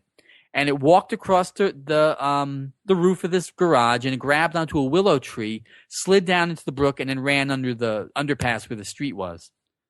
Once again, never told her that story until that point. So that made me think this is okay, maybe they're not, has nothing to do with a UFO. Maybe there was some type of strange cryptozoological creature that lived in that area. Who knows? Yeah, or maybe you need Buffy. Yeah, exactly. Because next you've got a black-eyed woman. That can't be good. This is almost normal, but it was just kind of odd. This is much further forward. It was maybe in it was in the 2000s, and my son was in. We lived in Montclair at that point, which is where I was living until recently in New Jersey. Very nice little town. Stephen Colbert lives there, by the way, and he was going to school and he was in aftercare because I worked in New York. So, I took a bus home. So I'm there and I come in and I think I was a little late because there was traffic or something. And he's the last kid there and it was in the cafeteria in the school. So there's a teacher there. So I come in and there's a woman, a blonde haired woman, sitting at one of the benches, the lunch benches. And the teacher was talking on the phone or talking to somebody. So the woman says hello and she starts talking to me as if she knew me or something. And she, like I said, very normal. She had blonde hair. She had freckles. And I looked and her pupils were her irises were absolutely black. Now I've seen, Hispanic people and Italians maybe with very black eyes, but this was a fair skinned woman with freckles and blonde hair and her eyes were black. And I'm just staring at her eyes thinking like, oh my God, look how black her eyes are. And she's talking to me about, I don't know what, about something or another, something very normal, And then... You've never seen her before. She just came and sat down and started talking to you? Sitting down when I got in there, I think. I came in and all of a sudden I noticed there's this woman's talking to me and I'm thinking like, wow, look at her black eyes. Why would she be talking to you? I have no idea. And I don't remember... You would have had to have gone up to her or she would have gone up to you and started a conversation, right? Walked in... And where I walk in, I had to walk past her. And like I said, the teacher was preoccupied with talking to somebody or something. And my son's running around playing. And the woman just starts talking to me. Like I said, it was as if she knew me. It was a very, just started a conversation about, I don't even know what. It was nothing in particular. Was she like, do you remember me from the airplane? And no, exactly, no. Hey, I never thought of that. And she would have been about that age now, wouldn't she? And then I go over to talk to the teacher, and I turn around at some point, and the woman's not there anymore. And I wanted to say, hey, who was that? And I thought, no, she's going to think I'm nuts, and I didn't do it, But like I said, a very mundane situation, but it just struck me as like, wow, this woman's, and not like the black-eyed kids with her entire eyes black, but this woman's irises were like black. I couldn't see her pupils. Her eyes were so black. And I thought it was like, wow, this is enchanting. Look at those eyes. And well, actually, it does remind me of the black-eyed children, except that this is the first time that I've heard of something where it's not like evil. Exactly. Yeah. It's innocuous. I have another one on the list too. The boy with the black eyes at Whole Foods, which was fairly recently. High strange mediocrity. Wait, so you did see a black-eyed child? Well, sort of. And just and he was eating healthy. the high strangeness mediocrity. It was kind of like the Woody Allen version of like a high strangeness, or the Seinfeld. It's like there's about nothing. Like, It'll- I shouldn't keep picking on Joe, but But yeah, I was in a checkout line in Whole Foods, and which was right down the street from where I was living, and there's a woman with a shopping cart, and there's this little boy in his shopping cart, and he's maybe like 2, and he's like smiling, and the way little kids are getting shy, and I look at him, and his irises are black, and I'm looking. The mom's blonde, maybe it was the same mother, who knows? The mom has like they're light skinned people, and he had these black eyes, and I'm looking at him, and I'm staring at him, and as she's pushing him out the door, he waves at me, and I'm thinking, okay, I'm not inviting you over, little boy. Yeah. Mundane, but it's just kind of like, wow, that's probably nothing, but boy, that kid had some black eyes. He was outstanding for that reason, and then next you have streetlight interference. It was one of those things that happened my whole life, especially when I started driving, but even when I would be walking. And after a while, I would say to people, okay, watch this. Streetlight went out, and I'm driving along. Streetlight went out, and they're like, stop it. I'm not doing it. I look at them, and they go out. And I didn't know this was something that happened to somebody until I had subscribed to this little magazine back in the, I guess it was in the early 80s. Info was the International Fortean Organization, and they had this little newsletter thing. And they had a whole article on it. I was like, I never heard of that before. And so I'm not the only person. And since then, I've heard of it a lot of times. See, that happens to me too, and I know a lot of people that it happens to, but then how do you know if it doesn't happen? It's sort of the Schrodinger's cat of that's the paranormal, Oh, definitely. Sometimes the lights overheat and they go out because you'll see them, then they'll flicker back on. I did notice a pattern, though. If I was in one of these parts of my life where there's a lot of anxiety going on or something like that, it would happen more often. When I'm happy, it doesn't happen at all. Now, just recently I moved and I started noticing it happening again. So, and now here's something I can relate to: clocks, 11:11. Oh yeah. And in fact, it happens so often, and I pointed it out so often that my wife said to me one day, "Now you got our daughter doing it." She was, "Mommy, look, 10:10. Mommy, look, 5:55." So. But and the funny thing is, we have I would go into our kitchen, and there's the clock on the oven, and the clock on the coffee maker, and the clock in the microwave, and invariably they don't match up. They're always a minute off.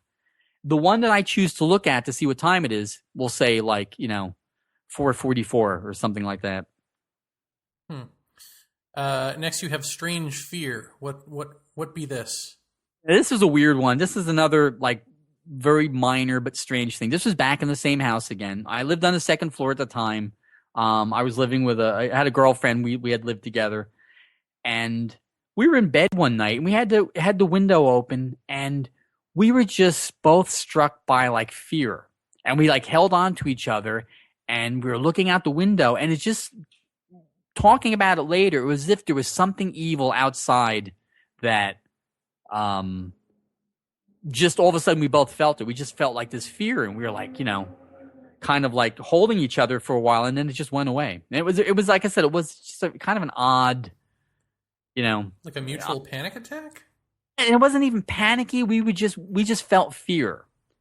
And maybe it was more like we felt evil, because it wasn't like we were panicked and we were scared and we wanted to get up and run. We just knew there's something bad outside. That's probably the best way of putting it. There was something bad right outside our window. And how long did that last? I don't know, maybe 20 minutes or something like that. It's hard to. So it's not something that just sort of moved through you. It kind stayed of, with you. like I said, we kind of we maybe even put the blanket over our heads at one point or another, and then it just kind of at some point went away, And I have no explanation or even thoughts about what it was. It was just one of these things that happened to you, and like I said, they stand out in your mind because there were some of those odd things that happened. And like I said, I started this list back in 2010 because I would listen to shows and things would pop on my head, like the girl in the airplane waving. That was something that I didn't even remember until it just popped in my head one day. It was oh, I forgot all about that. Even the skeleton face, I had told that story so many times, and then you move on in your life, and I think it left my mind, and one day it just popped back in my head. And so recently I've had things coming back that I've been remembering, and I've been jotting down just a little synopsis of them so I can, remember them by looking at the list. Well, the next one might be the most fascinating because I don't know if it's literal or not. Rod Serling comes to visit. Now, this is really interesting. I had a really lucid dream. And I had, I'm one of these people, my dreams are usually really, really strange. They're either really mundane or they're really strange. And the really strange ones are the ones that seem like they're more than dreams sometimes. Or what Carl Jung would call big dreams.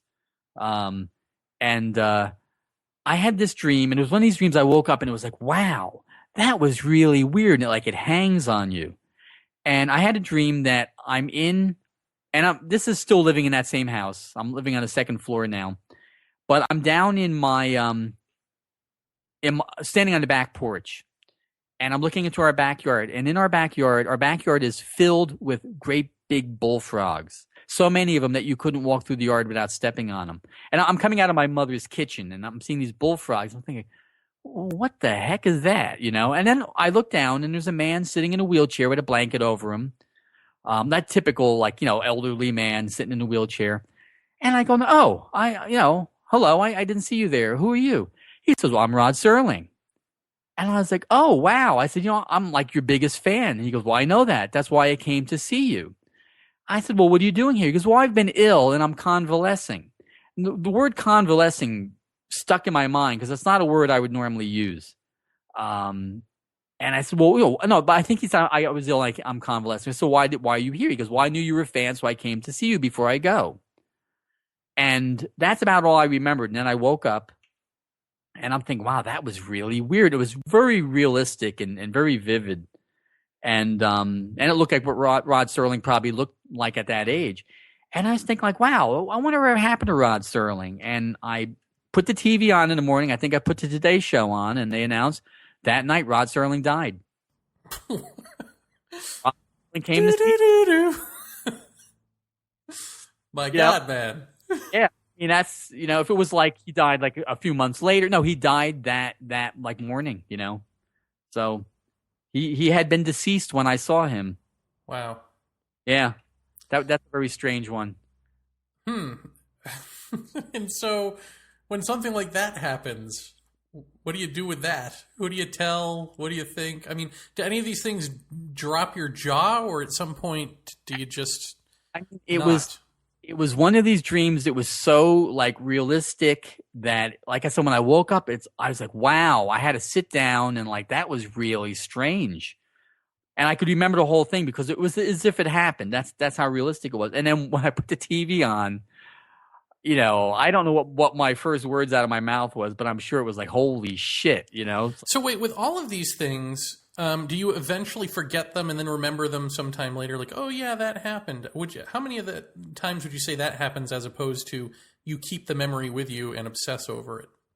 I keep the memory with me, and I would love telling people about them. Because I like talking about this stuff. But I guess there was a point in my life that got difficult, and I kind of forgot a lot of stuff. And that's why I said I'm surprised sometimes when things pop in my mind. It's whoa, I forgot all about that. I forgot about the skeleton face. How could I forget about that? An interesting thing about that, too, there was a man on a interview I listened to, and I don't remember his name. I actually sent him an email about it so I could actually find it. But he was kind of interesting. I wrote a book on some paranormal thing. And he said the same thing. When he was a kid, he had a skeleton face that appeared when he was, in his, crib or whatever. Well, I just wonder if in forgetting about so many of these things, if that's the way that you are able to just sort of go on as if, life is normal. I'm sure that's probably a lot. Or I think so many things have happened that I don't think anything of it. It's not until I'm telling the story to somebody and I'm getting people making those faces huh? That I'm thinking, oh, this doesn't happen to everybody, does it? It becomes a normal thing. It's the synchronicities I have. Including the sun blinks out? That's the thing where I would sit. Now, this could just be a neurological thing. Who knows? I question these things sometimes, but I would remember It happened a few times where I would be sitting on my front porch in the daytime, and it was like for a second it got dark. A split second, as if I blinked my eyes, and I was like, well, that was weird. Was that like something passing over, making a shadow? And, maybe I was the only one that experienced. Maybe it didn't even happen. But I just put it on the list because it's one of those weird things I remember. Dark afternoon. What is now? Don't you find it odd that these things sort of do have a theme? Like for a while it's furry things. For a while it's sun blinks out. Dark afternoon. And they're kind of in chronological order. I was working at a place. That's when I got into the whole printing field. And we had a little lunchroom in this place, and we're on our lunch break. And so it's lunchtime. It's 1 o'clock. And all of a sudden, it got so dark outside that the streetlights came on. And everybody went to the window, and we're looking outside. And there was this guy, Sam, that worked there. And he was an old guy. He's probably in his late 60s. And he was like, I've never seen this happen in my life. And he was pointing out, and I'm old, And it lasted for maybe 20 minutes, a half an hour, and then it lightened up and the streetlights went off and everything. And it just made me think that, sure, it could have been an extremely dense cloud going overhead, or it could have been, some kind of Death Star coming to wipe us all out and eat our brains. But, Well, did you see clouds? Yeah, it was overcast. So we couldn't see. Did you see a Death Star? No, but it definitely the sky got dark enough to have the streetlights come on, which was very freaky. It wasn't like nighttime, but it was like dusk. Okay, I'm putting that in the not paranormal column. I'm giving you a reprieve on that one. Missing sleep. Missing sleep. This was a weird one. I went to bed one time. This is in that same house again.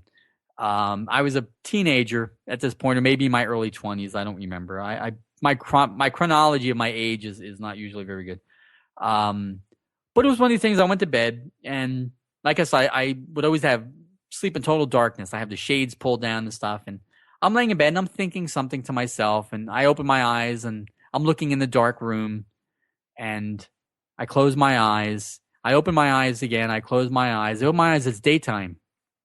And this was seamless. So whatever I was thinking about, which might have been what I was going to do tomorrow, or I don't know what, the thought went totally through that. It wasn't like I fell asleep and woke up and I have that blank amnesia when you wake up. It was just I open my eyes and it's like, oh, well, wait a minute. I look at the clock and it's like, I don't know, 7 o'clock in the morning or something.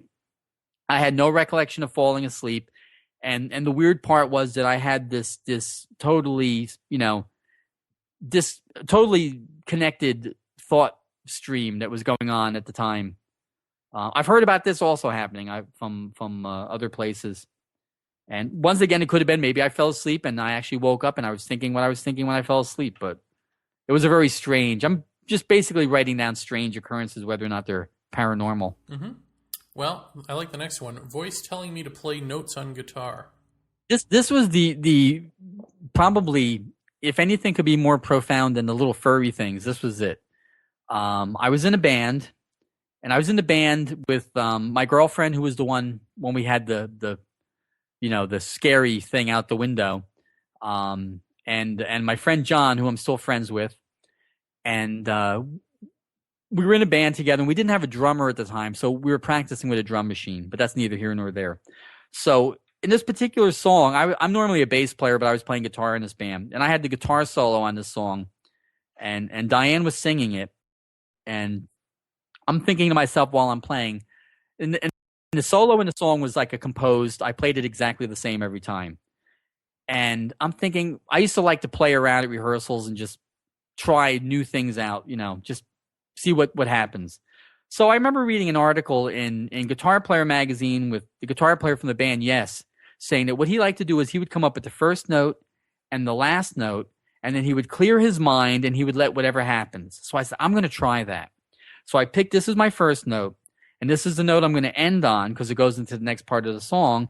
And then I'm going to clear my mind, which especially at that time was not an easy thing, and just let whatever happens. I don't know what I'm going to do.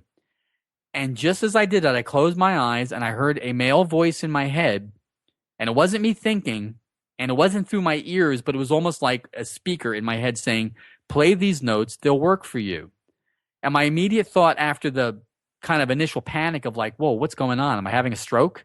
Was, who talks like that? Play these notes, they'll work for you. It sounds very like, ancient, like old fashioned or something. And when I play, I don't normally look at my fingers because at the time I was also singing lead and playing, and I tried to not be one of these people that's staring at their hand.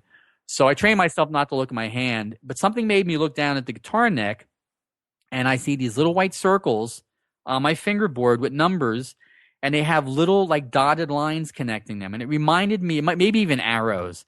It reminded me of cartoons I saw when I was a kid where people would get this learn to dance thing, and they would throw these footprints on the floor, and then it would say 1, 2, 3, and they'd put their feet on them. So this was some other level of reality superimposed over the guitar. This wasn't something that was naturally on your guitar. This was something I'm sure nobody else saw it. This was something I saw, but it was not me imagining it. It's hard to explain that. Well, not for you, I'm sure. But like I said, the voice and everything, I was like, well, this is not me thinking, and this is not my thoughts, and this isn't even my idea of doing this. And so he gave you a Talking Heads song? Is that what happened? Sort of. Yeah. So I don't remember if I played the notes or it just happened. But I played this thing that didn't sound like music I've ever heard before. And it was free of any of the cliches of like in society that we have for rock music. And this was kind of a pop metal band thing. And it was free of any stuff that we know of music. It was like going to a different planet and hearing their music. And I played this thing and I'm thinking like, wow, this is crazy. What's going on here? I'm hearing a voice. I'm playing this thing. And it's like, I don't know what I'm doing. And I never heard this before.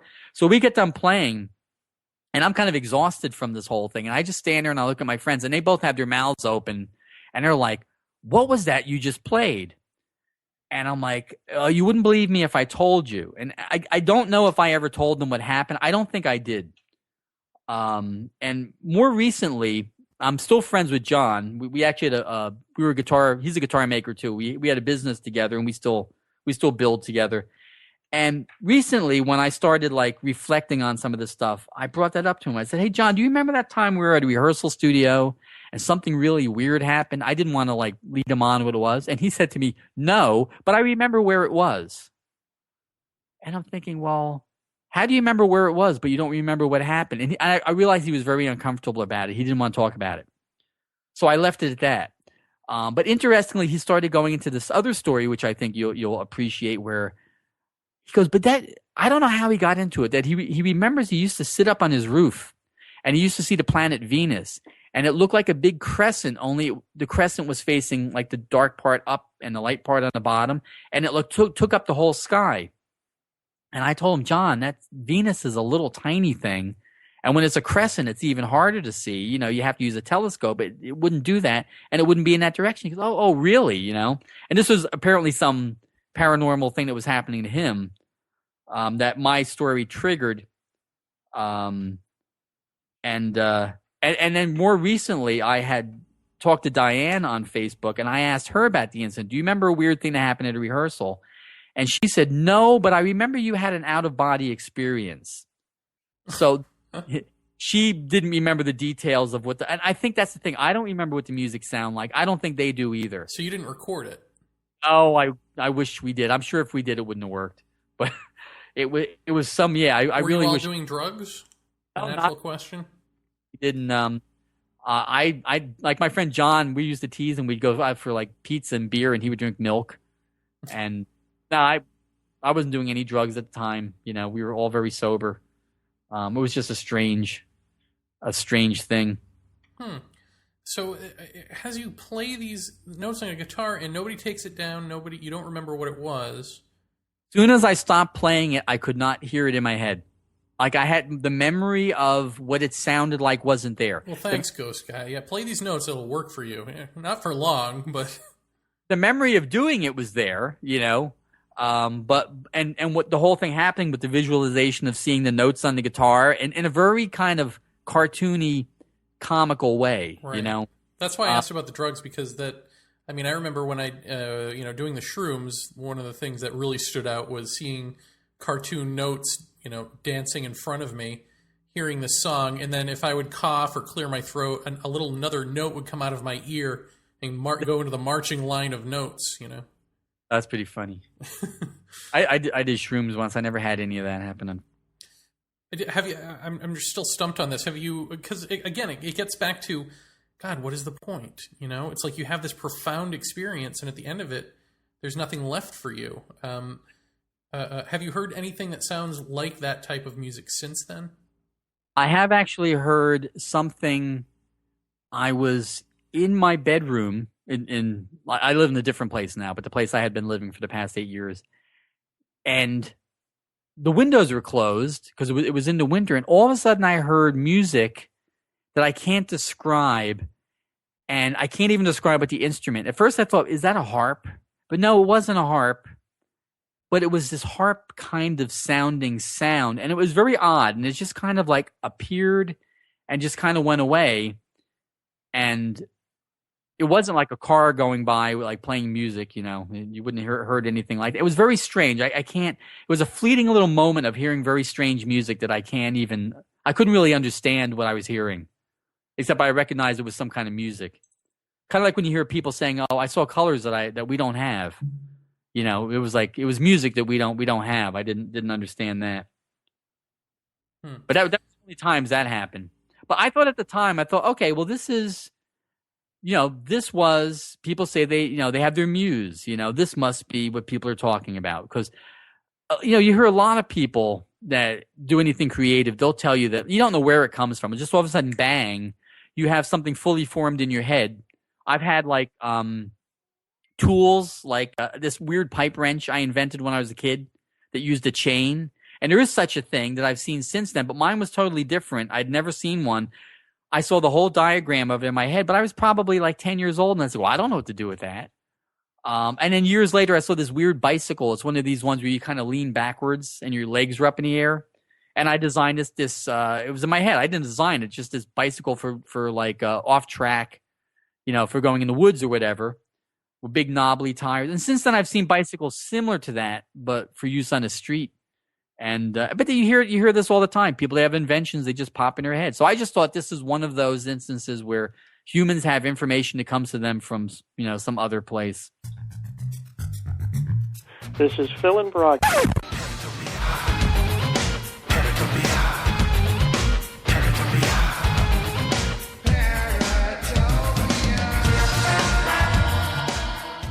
So here endeth part 1, folks. Join me next week for part 2 of the riveting interview with one David Schwab, a.k.a. David Raven Moon.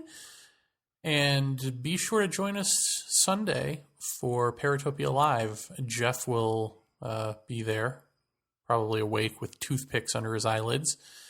And I'm going to try to get Teokasin to come because somebody had asked if he would do a Q&A, and he said he would. So if he's not busy, he'll try to be there. So why don't you try to be there? See how this all works? One big happy family.